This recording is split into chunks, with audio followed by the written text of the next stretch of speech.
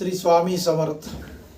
आपल्या जीवनामध्ये काही गोष्टी मनासारख्या घडत नाहीत आणि त्या मनासारख्या घडाव्या म्हणून वास्तुदोष त्या ठिकाणी होऊ नये म्हणून आपण आपल्या घरातील अनेक गोष्टी बदल करणं अत्यंत आवश्यक आहे.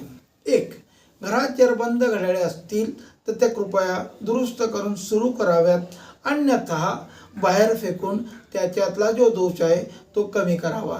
सेल टाकून दुरुस्त होत असतील तर ठीक, नाही तर त्या न ठेवलेल्या नेहमी चांगल्या.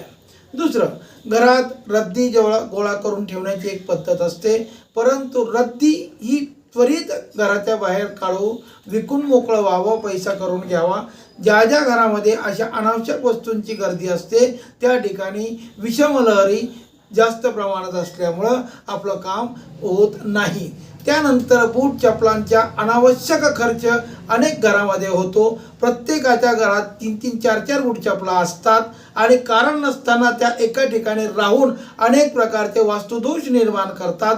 एक चप्पल तुटल्याशिवाय दुसरी चप्पल घेऊ नये असं पूर्वीपासून चालत असलेलं असताना सुद्धा आज अनावश्यक खर्च घरामध्ये होतो आहे आणि अनावश्यक वास्तुदोष स्वतः निर्माण करत आहेत.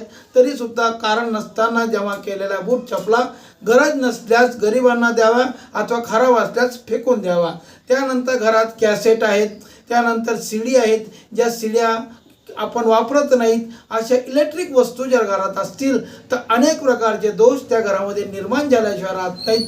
टी व्ही असतील, टेप रेकॉर्ड असतील, अजूनही काही बंद पडलेले मोबाईल असतील, हे त्वरित पद्धतीने आपल्या घरामधून बाहेर काढावेत आणि अनावश्यक वस्तूंचा जो आपण जमा करून ठेवलेला ढीग आहे तो जर आपण घरातून काढला तर आपल्या घरात अनावश्यक असलेल्या ज्या वस्तू बाहेर गेल्याशिवाय आपल्या घरात समलहरी निर्माण होत नाहीत.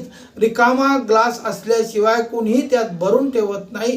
जर घरातच अशा अनावश्यक वस्तू असतील तर बाहेरची शुभ लक्ष्मी आपल्या घरात येत नाहीत. तेव्हा घरातील भंगार त्वरित विकून आपलं घर मोकळं करावं ही सर्व समर्थ सेवकांना विनंती. श्री स्वामी समर्थ.